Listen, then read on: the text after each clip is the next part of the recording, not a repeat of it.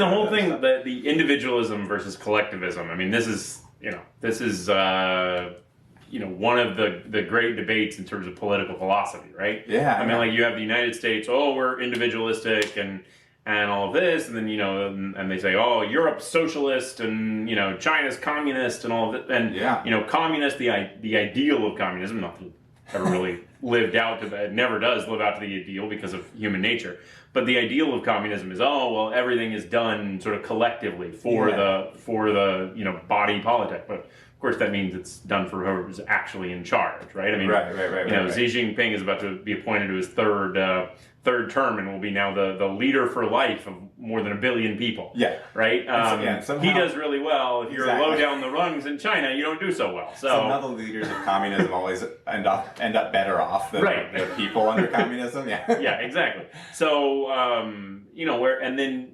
if you look at it, here in the United States, we're more individualistic and you bear the consequences of your actions. And is it socialism to say, no, society is going to take care of you. If you go bankrupt, if you have a medical issue, if you just are not able to be sort of a fully functioning member of society, is society going to take care of you?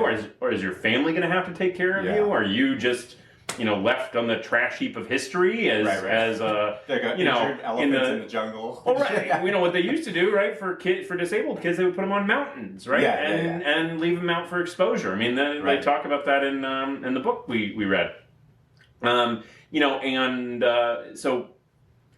that doesn't seem good, right? So like there's a mix of you need some social support and everything, but you also at the same time you need to enable individual flourishing. So I don't have the answer. Well, then what are you on the show for? Well, right. I mean, make me king of the world, and then everybody will be happy. No, it doesn't work like that. So, if I may observe, I mean, like maybe I'm putting words in your mouth, but like you drew a contrast between different political systems. Yeah.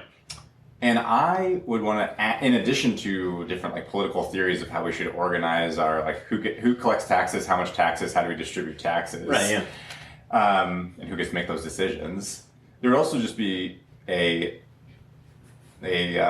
cultural and community dimensions too, right? Like sometimes I think we aggregate these things, and they're like, well, there's a way of life that is typified by this time and place where the state really ran most things. And like ethnic groups didn't have a lot to do with it. Family groups don't have a lot to do with it. There's a lot more individuals as subjects of the government. And then in other times and places, like, well, there wasn't a lot of formal government, and like there was much more of a tribal, communal interaction, and like somewhere in between you have like a city-state in Italy somewhere. There's just different ways that